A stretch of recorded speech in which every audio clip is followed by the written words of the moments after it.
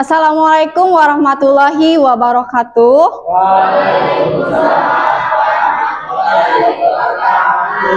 Selamat pagi semuanya.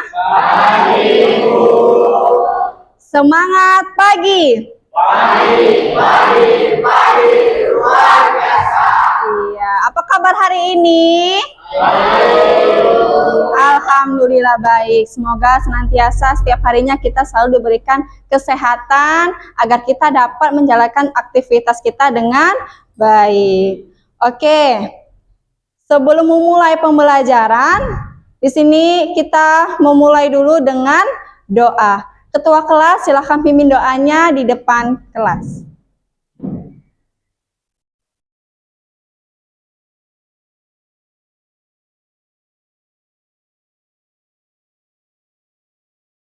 Sebelum belajar, alangkah baiknya kita membaca doa sesuai kepercayaan dan agamanya masing-masing. Doa dimulai. Doa selesai. Oke, terima kasih kepada Mayang Sari. Silahkan duduk kembali ke tempat. Bagaimana hari ini? Sudahkah kalian siap untuk mengikuti pembelajaran hari ini? Oke, bagaimana perasaan kalian hari ini? Senang. Oke, nah, Ibu mau kalian mengekspresikan perasaan kalian hari ini. Kalau kalian senang, maka kalian lakukan ekspresi seperti ini. Kalau kalian sedih, ekspresikan seperti ini. Kalau biasa aja, ekspresikan seperti ini. Oke, siapa yang hari ini perasaannya senang? Oke, hampir semua senang ya. Siapa yang perasaannya hari ini sedih? Tidak ada.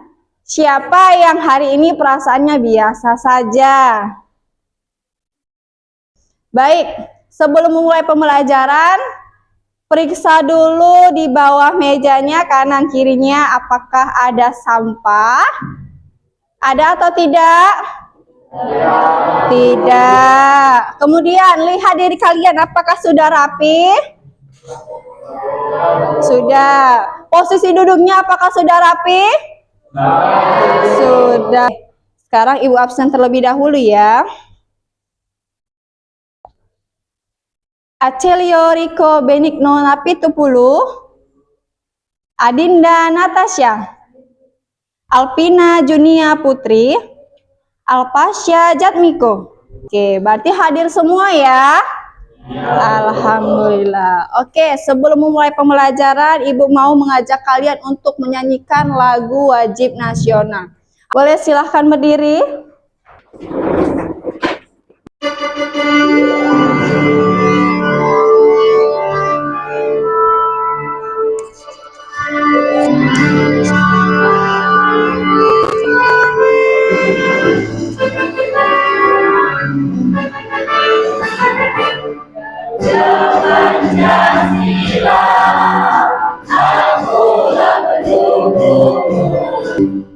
Oke, silahkan duduk kembali. Kita akan melakukan ice breaking agar kalian semangat untuk belajar. Tepuk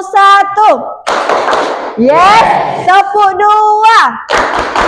Oke, tepuk 3. Semangat, tepuk 4. Konsentrasi, tepuk 5. Siap belajar. Ibu mau pantun dulu boleh? Oke. Sarapan pagi, makannya nasi.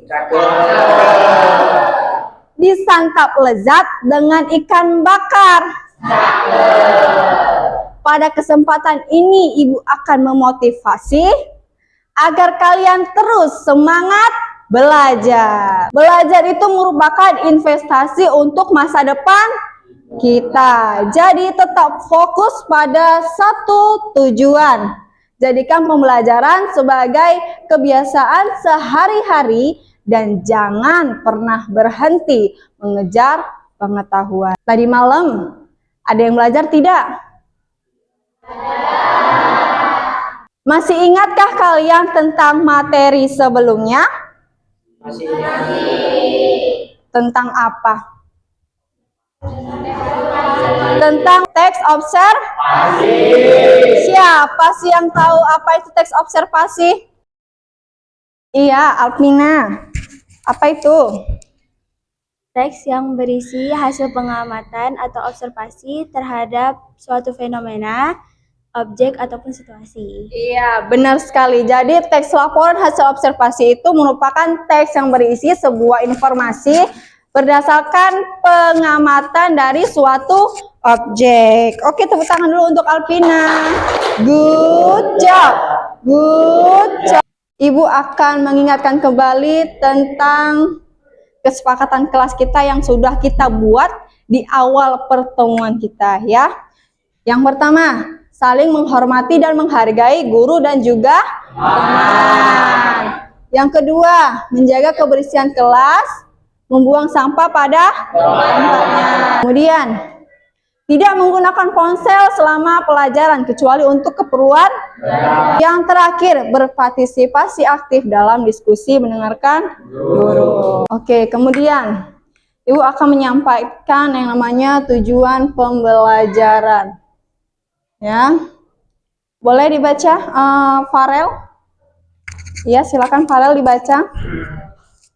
Tujuan pembelajaran. Peserta didik mampu memahami kaidah-kaidah bahasa yang digunakan dalam menyusun laporan hasil observasi. Peserta didik mampu menganalisis kaidah kebahasaan teks laporan hasil observasi pada suatu objek. Oke, terima kasih Farel. Tepuk tangan good job-nya. Good. Good. Oke, terima kasih Farel. Dan inilah tujuan pembelajaran yang akan kita pelajari pada hari ini. Ada 3 ya. Sebelum melanjutkan pembelajaran, Ibu akan mengajak kalian bermain tebak-tebakan. Oke? Bermain tebak-tebakan ya. Nih. Aku adalah hewan berkaki 2.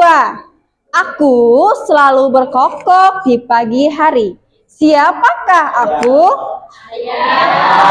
Iya, ayam sudah pasti karena ayam selalu berkokok di pagi hari.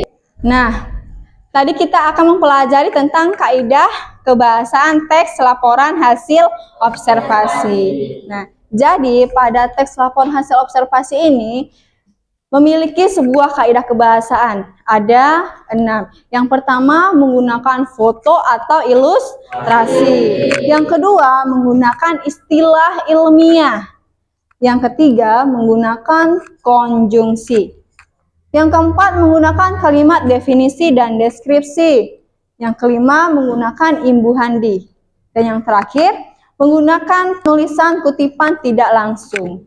Yang kedua yaitu menggunakan istilah ilmiah. Iya, menggunakan istilah ilmiah. Istilah ilmiah itu merupakan nama Latin yang memiliki arti khusus. Nah, di mana tadi kita mau mencari istilah ilmiah tersebut? Dari Thesaurus, terus Wikipedia yang diakses dari internet. Perhatikan gambar yang ada di depan. Nah, ini gambar apa? Iya, gambar kunang-kunang. Ada nggak istilah ilmiahnya? Ya, apa saja istilah ilmiahnya? Elytra. Ada yang tahu elytra itu apa? Iya, Zibril dulu ya. Iya, apa Bang? Sayap depan kunang-kunang. Iya, jadi elytra ini merupakan sayap depan kunang-kunang. Ini dia sayapnya. Ya, elytra ini berfungsi untuk melindungi sayap belakang kunang-kunang. Kaidah kebahasaan yang keempat yaitu menggunakan kalimat definisi dan juga deskripsi. Nah, ini tadi alasan Ibu mengajak kalian bermain tebak-tebakan siapakah aku, ya kan? Nah, kalimat definisi kita bahas satu persatu dulu, ya. Kalimat definisi yaitu kalimat yang memberikan penjelasan umum tentang suatu benda, hal, aktivitas dan lain-lain. Ya. Biasanya kata definisi ini ditandai dengan kata adalah dan juga merupakan. Jadi dia menjelaskan suatu objek tersebut. Kalimat deskripsi itu merupakan kalimat yang menggambarkan sifat-sifat, ciri-ciri khusus, atau karakter suatu benda dan menjelaskan sebuah aktivitas yang dilakukan oleh objek tersebut. Nah, contohnya tadi, aku adalah hewan berkaki dua. Aku selalu berkokok setiap pagi. Nah, yang mana kalimat deskripsinya? Iya, kalimat deskripsinya adalah aku selalu berkokok setiap pagi. Kemudian apakah ada yang ingin ditanyakan? Oke, iya Isnani. Dalam menyusun teks observasi. Iya, pertanyaan yang bagus. Apakah kaidah kebahasaan pada teks hasil observasi itu penting? Iya. Jadi jawabannya adalah kaidah kebahasaan teks laporan hasil observasi itu sangat penting untuk menyusun teks laporan hasil observasi. Karena apa? Untuk memastikan bahwasannya informasi itu jelas, mudah dipahami, dan juga pentingnya kaidah kebahasaan ini untuk memastikan bahwasannya informasi yang ada pada teks laporan hasil observasi itu akurat dan juga dapat dipertanggungjawabkan. Oke, paham sampai di sini? Tepuk tangan dulu dong untuk Isnani, pertanyaan yang bagus. Good job. Good job. Apa ini? Buah naga. Pernah melihat tempat ini atau pernah berkunjung ke sini? Pernah. Ini ada di mana? Di Desa Sejenggi, Kabupaten Serdang Bedagai. Ibu simpulkan ya. Gambar tersebut merupakan kebun buah naga yang berada di Desa Sejenggi, Kabupaten Serdang Bedagai. Itu merupakan kalimat apa? Definisi. Kalimat definisi. Kemudian tadi ada yang menyebutkan pada gambar tersebut ada tugu, ada sawah, ada apa lagi? Bunga, ada pohon buah naga, ada buah naganya, terus ada PX-nya. Nah, yang barusan kita sebutkan tadi itu merupakan kalimat apa? Deskripsi. Kalimat deskripsi ya. Paham Naik? Oke. Ayo kawan, kita amalkan wujud kebiasaan anak Indonesia hebat. Satu bangun pagi, dua beribadah, olahraga agar tubuh kita sehat. Makan sehat dan bergizi, gemar belajar ilmu bertambah. Makanan penting bagi setiap orang, Cermati. khususnya bagi anak-anak dalam masa pertumbuhan. Oleh karenanya, kota-kota kita dipenuhi toko sebada, swalayan, dan toko makanan cepat saji dan pasar-pasar makanan segar. Bahkan di jalanan dan trotoar ada lebih banyak tempat untuk membeli makanan. Apa yang dibeli dan dikonsumsi oleh orang-orang sangat bergantung pada pilihan makanan dan minuman yang tersedia. Berapa harganya, penempatan makanan dan minuman dalam toko, dan bagaimana makanan dan minuman tersebut diiklankan. Semakin banyak toko menjual dan menawarkan makanan cepat saji, minuman berpemanis, es krim, permen, kue-kue, dan segala jenis makanan dan minuman tidak sehat lainnya. Makanan sehat tradisional dari pasar secara perlahan digantikan oleh makanan kemasan yang tidak sehat dari swalayan, termasuk berada dan gerai-gerai makanan cepat saji.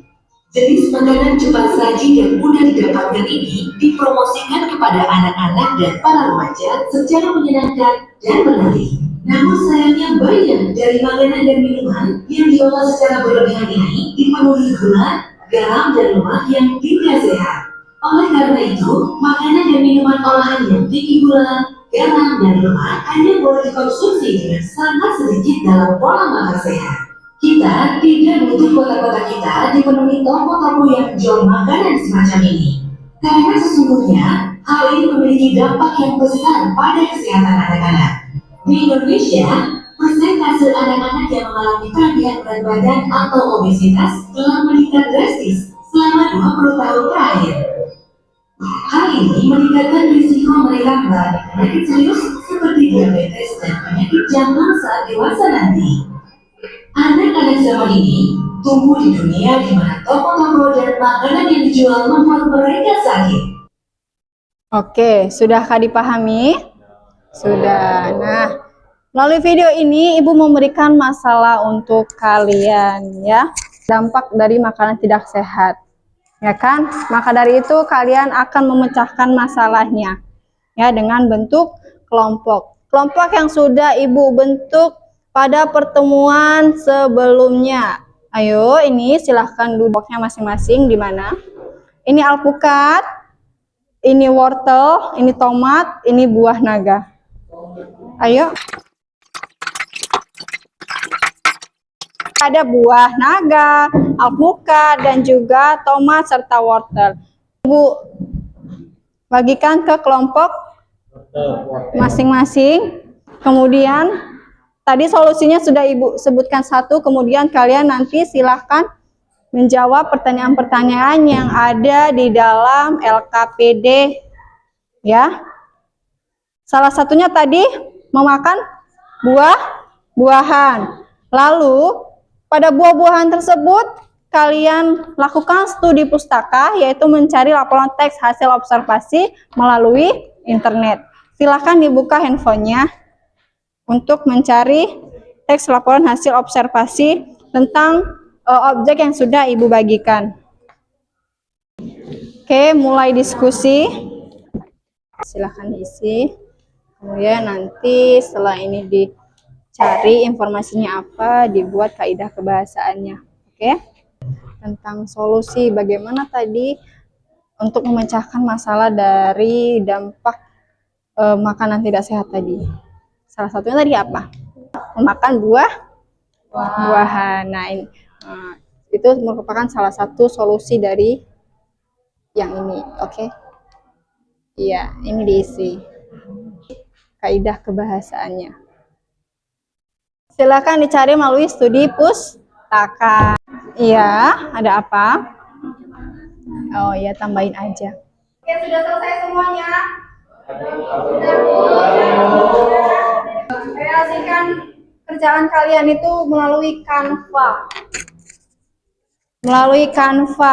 Silahkan dibuka laptop atau handphonenya. Iya, silahkan dikreasikan menggunakan Canva. Nanti ketika sudah selesai silahkan kirim ke WA Ibu ya, biar kita presentasikan melalui laptop Ibu aja ya.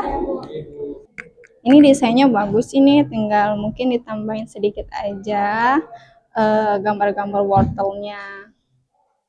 Udah sampai mana desain Canva-nya? Ini udah bagus, perpaduan warnanya juga oke. Oke, sudah selesai semuanya? Sudah dikumpulkan ke WA Ibu? Sudah. Oke, sudah ya. Sekarang kita akan lakukan presentasi, bisa? Bisa. Acak ya, siapa yang akan maju lebih dulu?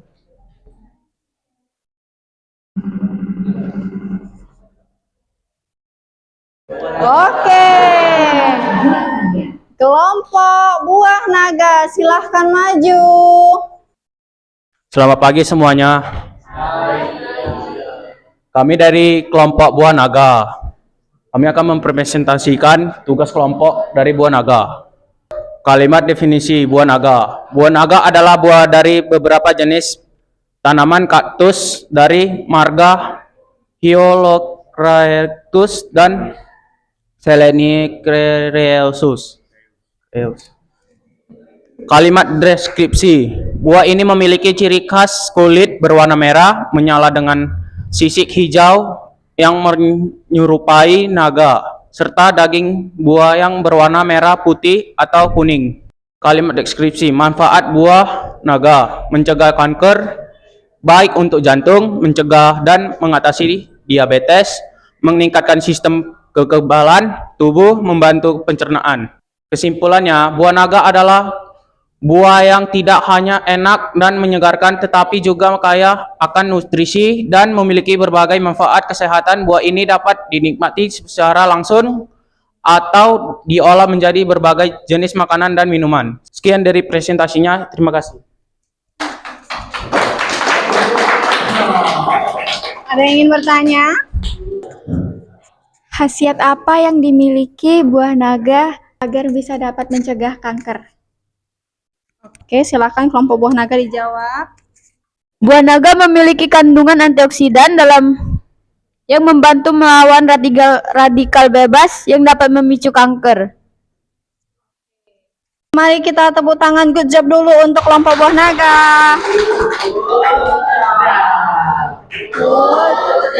Oke, silahkan duduk. Kelompok tomat, berarti yang terakhir adalah kelompok wortel. Silahkan maju kelompok tomat. Selamat pagi semuanya.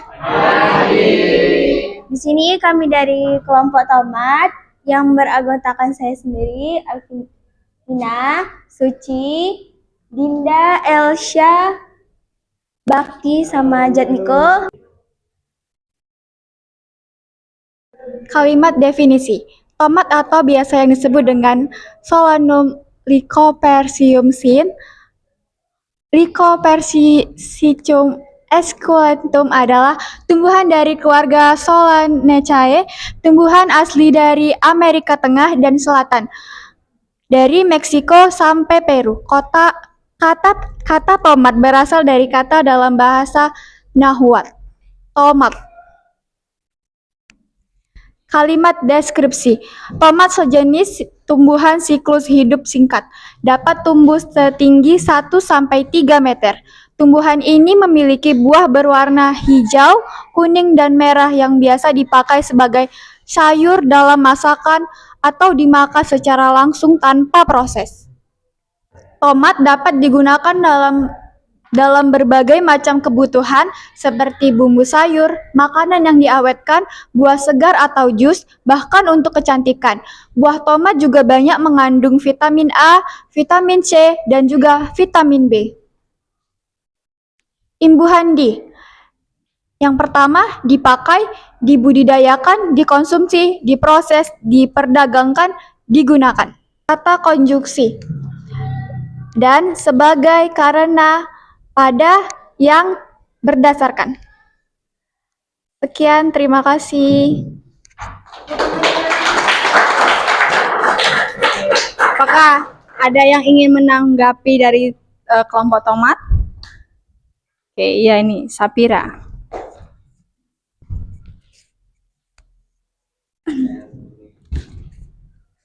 Saya dari kelompok wortel ingin menanggapi. Desainnya bagus, presentasinya bagus, lengkap. Ya, itu. Sekian, terima kasih. Oke, terima kasih Sapira. Tomat ini mengandung vitamin A, vitamin C, kemudian vitamin B. Tomat ini juga bisa dijadikan sebagai sayuran ataupun buah segar. Kemudian juga bisa digunakan untuk kecantikan. Oke, terima kasih kelompok tomat. Silakan duduk. Tepuk tangan good job-nya.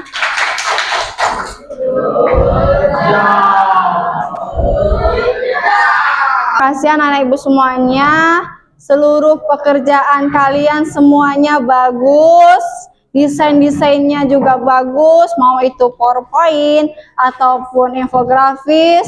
Semuanya bagus dan kalian bekerja sama dengan baik pada hari ini. Ya, saya berharap kedepannya tetap dipertahankan kerjasama yang baik ini. Oke, anak-anak ibu semuanya. Selanjutnya kita menyimpulkan dari materi yang telah kita pelajari hari ini. Ada yang bisa menyimpulkan? Oke, Isnani silahkan maju ke depan.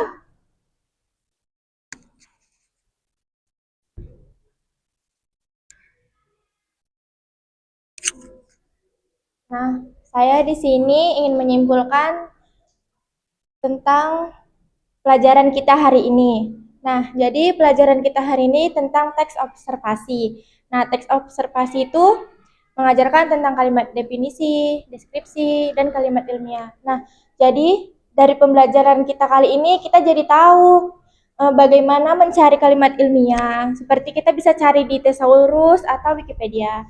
Kita juga bisa membedakan kalimat definisi, dan deskripsi.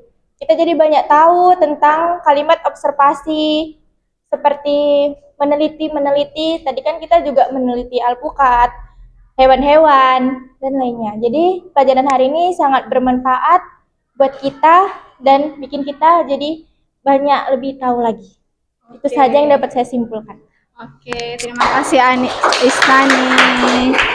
Jadi Ibu simpulkan ya materi pada hari ini, yaitu hari ini kita belajar tentang kaidah kebahasaan teks laporan hasil observasi. Apa saja kaidah kebahasaannya? Yang pertama ada menggunakan foto atau ilustrasi. Yang kedua, menggunakan istilah ilmiah. Yang ketiga, menggunakan kata konjungsi. Yang keempat, menggunakan imbuh handi. Yang kelima, menggunakan kalimat deskripsi dan juga definisi. Terakhir yang keenam, menggunakan pengutipan tidak langsung dan bagaimana penulisan sumber rujukannya.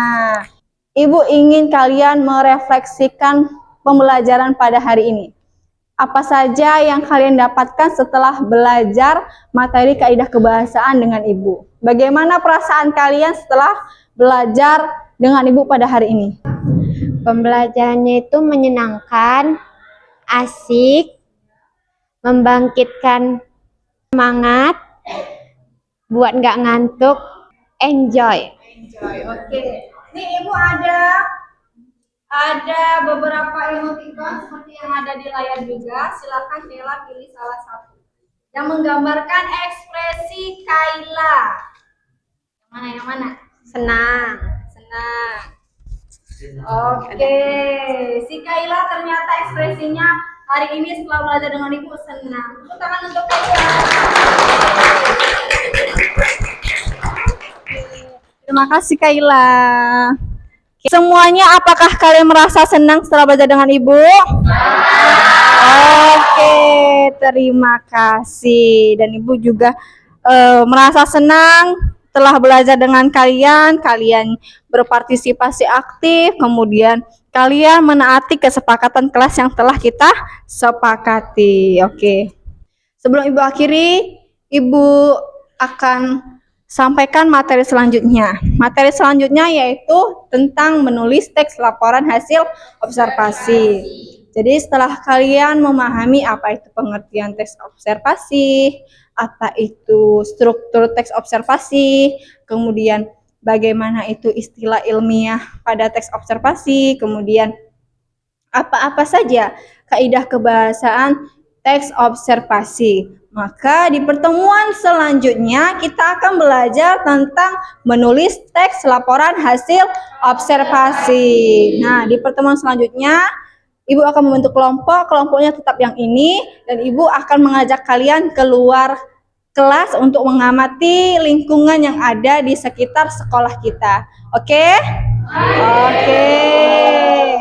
Ibu selalu jatuh cinta dengan motivasi dari Bapak Insinyur Soekarno, yaitu gantungkanlah cita-citamu setinggi langit, bermimpilah setinggi langit. Jika engkau jatuh, maka engkau akan jatuh di antara bintang-bintang. Sekarang kita rileks dulu, tarik nafas dalam-dalam, tahan, buang perlahan-lahan. Coba tepuk-tepuk bahu temannya. Tepuk-tepuk bahu temannya. Iya.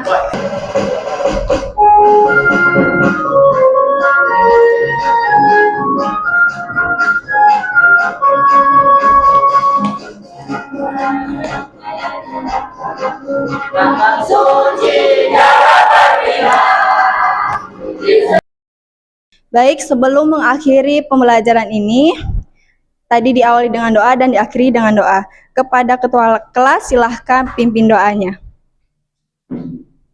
Sebelum mengakhiri pelajaran, alangkah baiknya kita membaca doa sesuai agama dan kepercayaan masing-masing. Doa dimulai.